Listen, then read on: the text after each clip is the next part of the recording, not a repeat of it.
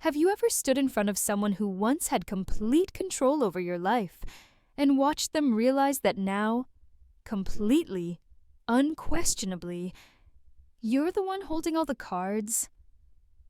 That was me, standing at the glass door of Hillcrest Auto Sales, watching Trevor's smirk vanish the second he saw me walk in. The same Trevor who exactly 1 year earlier sold my father's car behind my back like it meant nothing. But let's not jump ahead. Let me take you back to the moment that broke me. It was a quiet Tuesday when I got the call from my mother's neighbor in El Paso. My mom, already fragile from a stroke the year before, had taken a fall in the kitchen. I didn't think twice. I packed a bag, grabbed my laptop for remote work, and told Trevor I'd be gone for at least a week. He barely looked up from his phone. "Do what you gotta do," he muttered. We'd been together almost 5 years at that point. He wasn't perfect.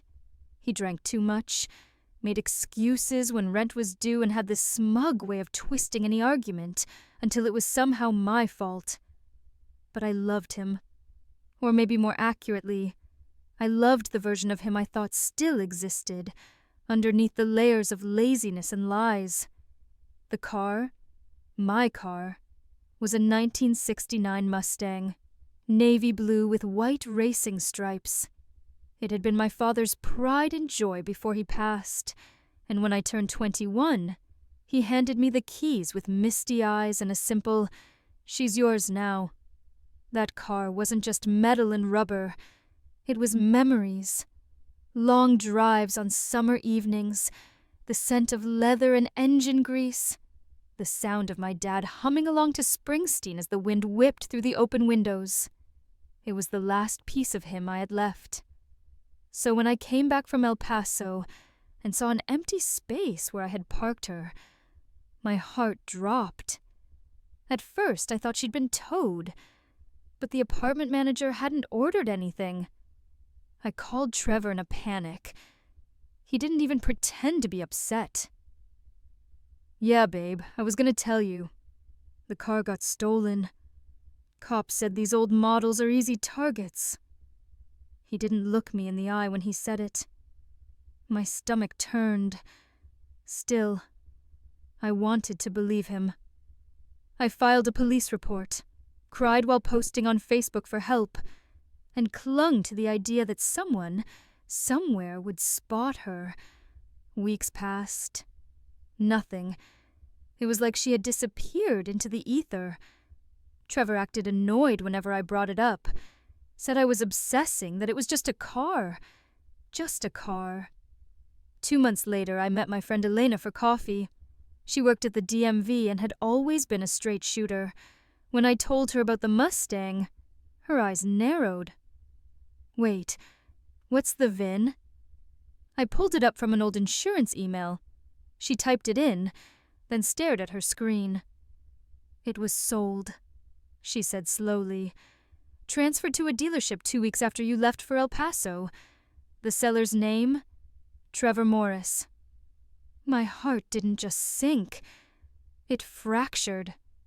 He had sold my father's car, lied about it, let me cry, search, grieve, while knowing exactly where she was. I didn't scream. I didn't confront him. That night, I went home, packed a single suitcase, and left. No note, no goodbye. Just silence. I moved in with a friend across town and stayed quiet on social media. I grieved like someone had died, because in a way, something had. The version of me that trusted blindly, that forgave easily. That woman was gone. In her place was someone sharper, quieter, and a hell of a lot more dangerous. I buried myself in work. Marketing had always been my strength, and I poured every ounce of pain into building something new. I started freelancing, then landed a few big clients.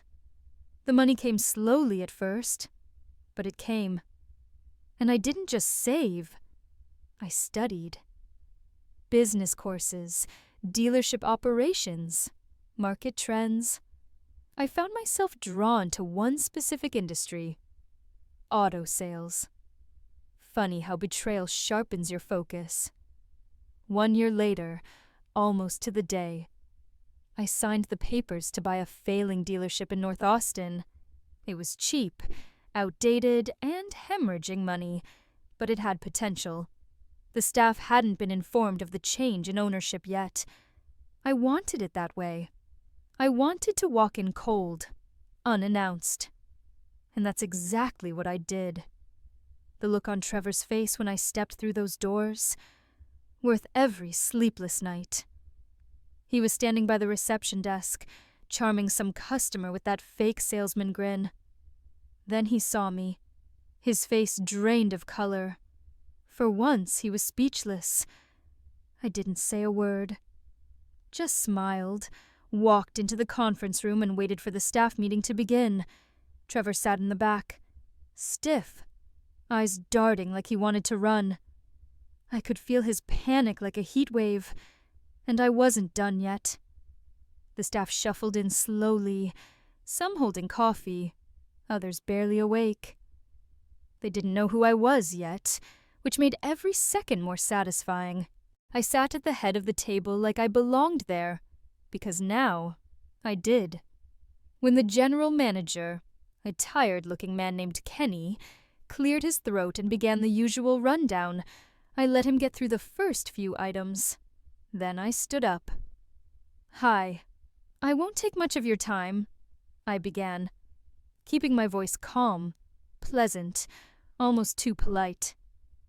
"As of this morning, ownership of Hillcrest Auto Sales has officially changed. I'm the new owner." A murmur ran through the room like static. Some faces showed curiosity. A few seemed indifferent. But Trevor looked like he'd been slapped across the soul. I didn't look at him. Not yet. "I know this dealership has had a rough year," I continued. "Declining sales, high turnover, weak leadership. But that changes now. I'm not here to micromanage. I believe in smart people doing their jobs well. But I also believe in accountability, ethics, and loyalty.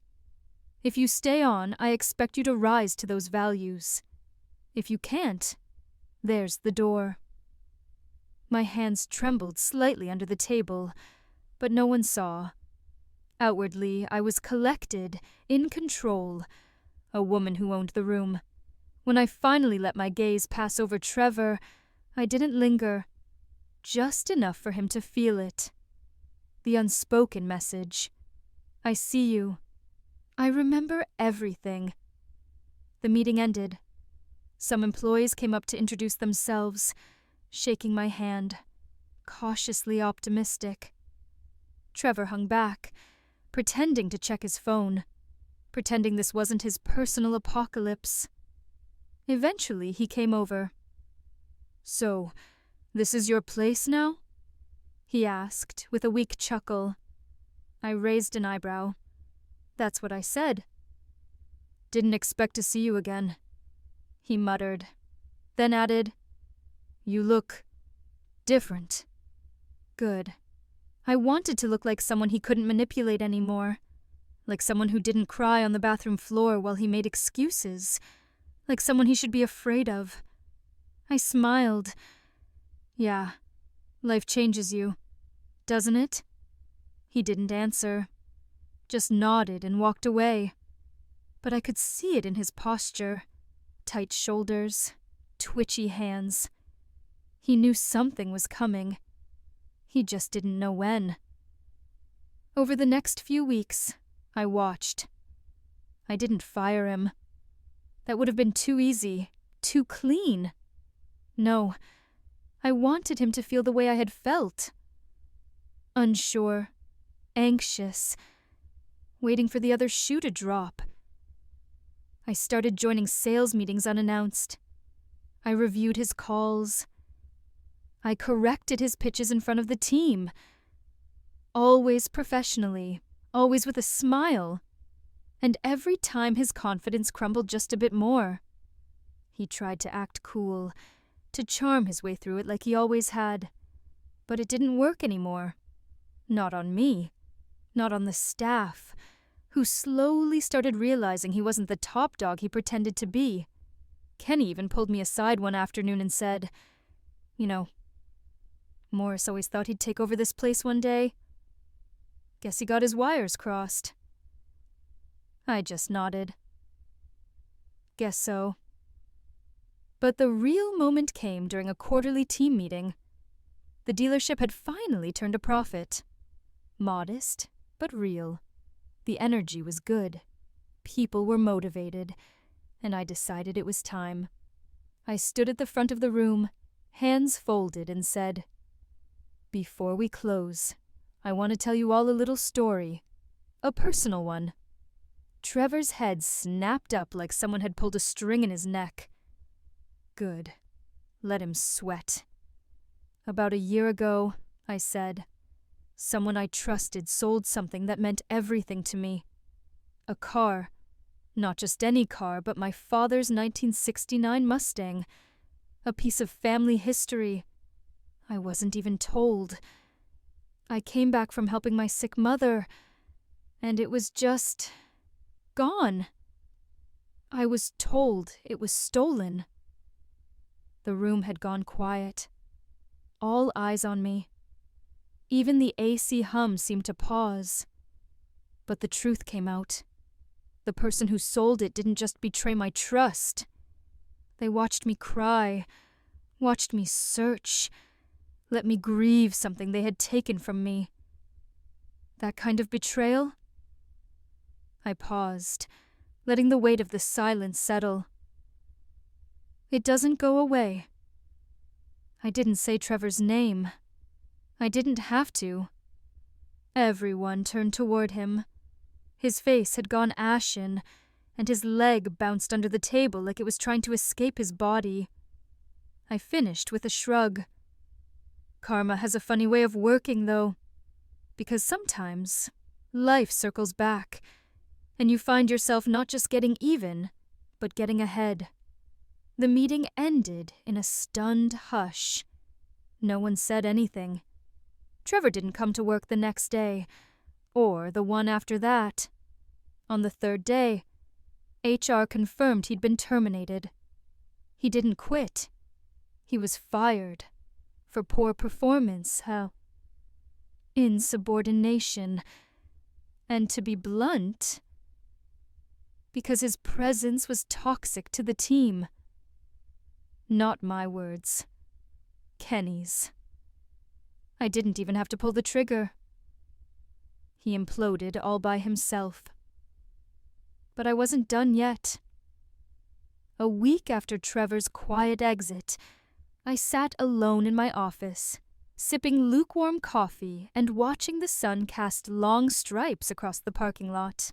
From this window, I could see the row of used cars gleaming in the afternoon light, every dent polished out, every surface reflecting a fresh start. I never imagined that revenge could feel this. Still, there was no fireworks moment, no grand celebration, just the absence of something heavy, like waking up one day and realizing the weight you've been carrying for months had finally fallen off your shoulders without you noticing. But part of me couldn't let it go. Not yet. Closure, real closure, was never about watching someone fall. It was about knowing the truth and having it acknowledged. Trevor had never once apologized, never admitted what he did, never gave me that 1 ounce of decency. And while I didn't expect a heartfelt confession, I wanted to face him once more, on my terms.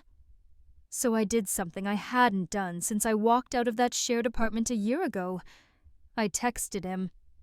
Me. Let's talk. Just once. No drama. Name the place. It took him hours to respond, long enough for me to reconsider sending it. But eventually a message popped up. Trevor. Fine. That old diner off Lamar. Tomorrow at 6. I agreed. I told myself I wasn't going there to reopen wounds. I was going to close the book. But that night, as I stared at the ceiling, every bitter memory came rushing back. The look on his face when I confronted him about the stolen car, the half-hearted hug, the way he shrugged and said, "It's just a car, Rach." God, I had been so stupid, so in love, so desperate to believe the lie, because the truth was too painful. The next evening, I arrived 5 minutes early. The diner hadn't changed since college. Red leather booths, sticky floors, a jukebox that only played sad country songs. I chose a booth by the window, facing the door. He walked in exactly at 6. Trevor looked older, more tired than I remembered. There were lines under his eyes that hadn't been there before, and his swagger was gone, replaced with a cautious stiffness. He sat down across from me without a word, then fiddled with the sugar packets like a nervous teenager. "So," he said, eyes flicking up, "you're really doing well, huh?" I didn't answer his question. I went straight for the jugular. "Why'd you do it, Trevor? Why sell the car?" He looked down at his hands, then back up. There was a flicker of something. Shame, maybe. Or just exhaustion. "I was broke. I was behind on bills. My credit was trash, and I thought I'd flip it, make a quick buck. I told myself I'd buy it back before you found out. I didn't mean for it to go that far." I nodded slowly.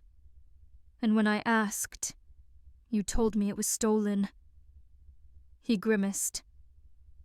"Yeah, I panicked. You were already stressed with your mom, and I thought, what good would the truth do at that point?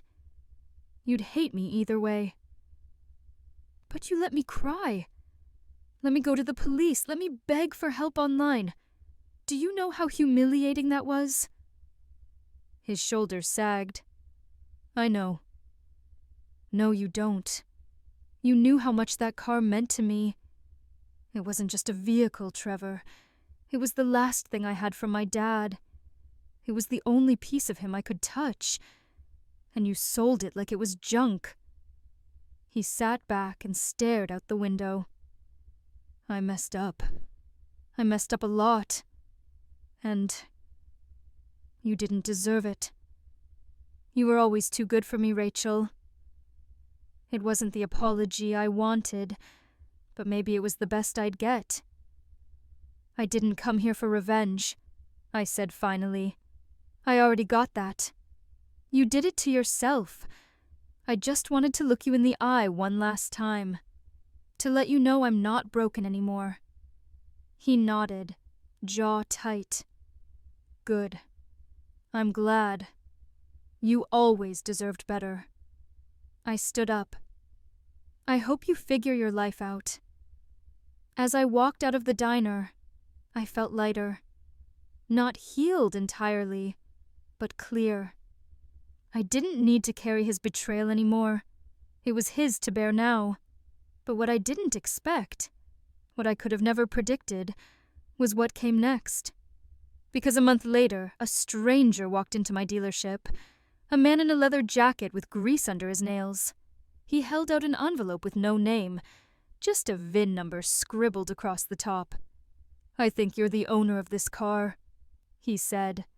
"Guy sold it to me last year, said it was his. But when I ran the papers again, something didn't add up. I dug deeper. Turns out, it used to belong to a woman named Rachel." My heart nearly stopped. I opened the envelope. Inside was a set of photos, and a copy of the original title. My car. My dad's car. "Where is it now?" I asked, barely breathing. He smiled. "In my garage. I've been restoring it. Didn't want to sell it until I knew it was rightfully mine. Or yours." The car Trevor had sold. My father's car. wasn't gone after all. It was waiting for me. And suddenly, I realized this story wasn't about revenge anymore. It was about redemption. And I wasn't just getting even, I was getting everything back. I drove out to her house that afternoon, heart heavy with questions I wasn't sure I wanted answered. The sun was setting behind the hills as I pulled into the driveway, casting long shadows across the porch where I used to sit with my dad, legs swinging, waiting for the world to feel less heavy. Now the weight had shifted, but it hadn't disappeared. It had only changed shape. She opened the door before I knocked, as if she'd been watching for me. Her face had aged more in the last year than I expected. Her illness had left her thinner, paler, but her eyes, those sharp, no-nonsense eyes I'd grown up fearing and respecting, still held their edge. "Come in," she said softly, stepping aside. "I made tea." I sat on the couch, the same one from my childhood, every cushion faded with time. I didn't touch the tea. "Did you tell Trevor to sell the car?" I asked, skipping the pleasantries. My voice sounded strange even to me, controlled, calm, but coiled tight. She didn't answer right away. She sat down across from me, folded her hands in her lap like she was preparing for a confession. Or maybe a battle. "I didn't tell him to," she said. "But I didn't stop him either." The words hit like a slap. Not loud, but humiliating in their quiet clarity. "Why?" I asked, the question tearing out of me. "You knew what it meant to me. You knew what it was." She sighed, closing her eyes for a moment. "I knew what it meant to you. But Rachel, it was eating you alive. You held on to that car like it was the only part of him left, but it wasn't healthy. You didn't date anyone seriously for years after he died. You lived in that house with the same furniture, the same pictures, like time had stopped. That car was a symbol, and not a good one. You were stuck. I thought maybe if it was gone, you'd finally move forward." "And you thought Trevor would be the one to do it?" I snapped. "You thought I'd just thank you later for getting rid of the last thing I had of him?" "I didn't know he'd actually do it," she said quickly. "I mentioned it once. I was frustrated. I said something like, if I had the guts, I'd tow that car out myself. That's all. I didn't plan it, but the next thing I knew it was gone, and he told me you'd decided to sell it." "So you believed him?" "I wanted to. God help me. I wanted to believe it so bad." Her voice cracked then, and she looked away. "I was so tired, Rachel. Sick. Scared. And I thought, maybe it was a sign. Maybe it was finally over." A numb silence settled between us. I felt cold in a way that had nothing to do with temperature. I wanted to scream, to cry, to throw something, but all I could do was sit there and feel the betrayal snake its way deeper into my bones. "You let me think it was stolen," I whispered. "You saw me crying, filing police reports, posting online. You just let it happen." "I didn't know what to say," she murmured. "By the time I realized the truth, it had gone too far. And when you left Trevor, I thought maybe the damage was done, and I should just stay quiet." I stood up, the movement sudden and sharp. "Well, congratulations. You both got what you wanted. He got rid of the car, and you got your daughter unstuck." Her voice trembled. "I never wanted to hurt you. But you did. I didn't slam the door when I left. I didn't yell or curse or demand anything. I just walked out. Because the person I had come to confront was no longer just Trevor. It was her, too. And that made it harder. This wasn't a clean, sharp betrayal. It was messy, full of good intentions gone rotten. It made me question everything I'd rebuilt in the last year. That night, I sat in the driver's seat of the car, parked in the darkened showroom, and stared at the steering wheel like it could give me answers. I thought about my father, what he'd say if he were here, whether he'd understand why the people I loved kept betraying me in the name of protecting me. I didn't cry this time. I was past that. I was thinking instead about cycles, about legacies, about how hurt people don't always mean to hurt others, but they do, and about what I was going to do next. Because the past had been dealt with, but the future, that was still mine to shape. And something deep in my gut told me Trevor wasn't finished yet. Not even close. I should have known it wasn't over. People like Trevor don't fade into the background. They don't lick their wounds quietly or accept loss with grace. No, they fester. They plot. They wait for a moment, any moment, to claw their way back into relevance. And sure enough, 2 weeks after I learned the truth from my mother, he made his move. It started with whispers. One of the senior sales managers came into my office, a tight look on his face, and placed a few documents on my desk. Anonymous tips, allegations, numbers that didn't add up in our last quarterly report. At first glance, it seemed like bookkeeping errors. But I'd been in this business long enough to know when sabotage was wearing a professional mask. At first, I thought it was some bitter ex-employee with a grudge. We'd let go of a few underperformers when I took over the dealership, and not everyone had taken it well. But then I noticed something in the language of the complaints, the phrasing, specific words, a tone that felt eerily familiar. Trevor had always had this passive-aggressive way of insulting people, never direct, but cutting enough to sting. I recognized it in the report, like a scent from childhood. Then came the reviews online. A sudden wave of them. 1-star ratings, vague accusations of fraud, subtle references to questionable ownership. My name started popping up in ways I didn't like, as if someone was trying to drag me down, not just professionally, but personally. I had the IP addresses traced. One of them pinged back to an apartment complex just outside the city. A complex Trevor's cousin lived in. I sat with that information for a long time, not angry, not even surprised, just disappointed. That even after everything, after he'd been exposed, fired, humiliated, he still needed to take one more swipe at me. But this time, I didn't react with silence. I didn't pack up and leave. I'd learned my lesson. I hired a private investigator. Not to dig up dirt on Trevor. I didn't need any more of that.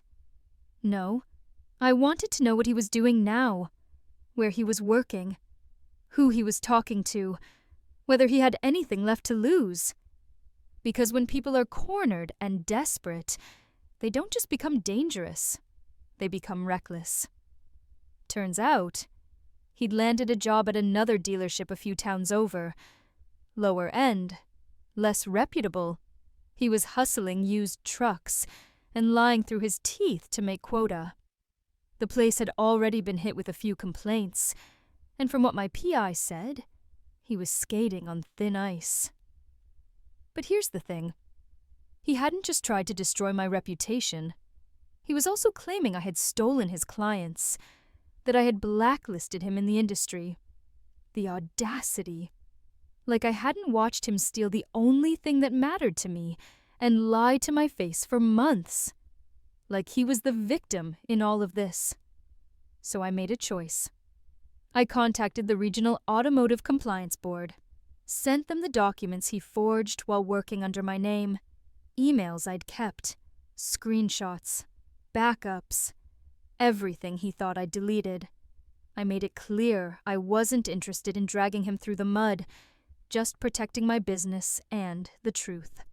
Within days, there was an inquiry opened into his new employer, and within a week, Trevor was out of a job. Again. Still, that wasn't what satisfied me. What truly settled something inside me came a few days later, when I walked into a charity auction for a local veterans program. A guy I knew from my father's old unit was speaking. He was raising funds for rehab vehicles, and I donated a portion of the proceeds from our dealership to sponsor one. When I saw the model they'd picked, I froze. It was the same make and year as my old car, but this one had been restored, polished, taken care of like something sacred. They let me sit behind the wheel, just for a moment. I closed my eyes, gripped the steering wheel, and imagined my father's laugh echoing from the passenger seat. For the first time since he died, I felt peace. Not anger, not grief. Just peace. Because I finally understood something. Revenge might feel good in the moment, but power, real power, is living well after the damage is done. It's rebuilding. Even after people try to shatter you, it's showing up, not with bitterness, but with purpose. Trevor? He faded into the background after that. Last I heard, he was bartending in a rundown sports bar, telling stories to anyone who'd listen about how his ex ruined his life. Let him. He was raising funds for rehab vehicles, and I donated a portion of the proceeds from our dealership to sponsor one. When I saw the model they'd picked, I froze. It was the same make and year as my old car, but this one had been restored, polished, taken care of like something sacred. They let me sit behind the wheel. Just for a moment. I closed my eyes, gripped the steering wheel, and imagined my father's laugh echoing from the passenger seat. For the first time since he died, I felt peace. Not anger, not grief. Just peace. Because I finally understood something. Revenge might feel good in the moment, but power, real power, is living well after the damage is done. It's rebuilding, even after people try to shatter you. It's showing up, not with bitterness, but with purpose. Trevor? He faded into the background after that. Last I heard, he was bartending in a rundown sports bar, telling stories to anyone who'd listen about how his ex ruined his life. Let him. I was drowning. You didn't see it. Maybe because you were still stuck in your own grief. But I wasn't trying to take your father away from you. I was trying to be enough for you, and I never was. I've got nothing now. But for what it's worth, I hope you're happy. Trevor. I read it once, then again, and then I folded it and placed it in the back of my filing drawer, behind tax returns and old vendor contracts. I didn't cry. I didn't feel pity, but I didn't feel triumph either. What I felt was closure. Because finally, it wasn't just about a car anymore. It wasn't even about revenge or betrayal. It was about me. About understanding that holding on, whether to memories or anger or loss, had almost cost me my future. That I'd spent so long guarding pain like a family heirloom, not realizing it was rusting everything else around it. I never replied to Trevor's letter. What was there to say? I didn't forgive him, but I didn't need to hate him anymore either. He was a page I'd turned, a lesson that would stay with me forever. Not as a wound, but as a scar, healed, but never forgotten. The dealership kept growing. We opened a second location by the end of the year. I hired more women into leadership roles. I mentored younger employees who reminded me of myself, before I knew what people were capable of, when they thought you wouldn't fight back. And on the anniversary of my father's passing, I did something I hadn't done in years. I drove to the lake.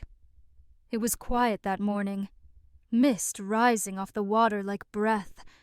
I parked in the gravel lot where we used to fish together, and for the first time since the betrayal, I didn't think about what I'd lost. I thought about what I'd rebuilt. I sat on the hood of my new car. Not the same model, not even the same brand. But this one, I chose it.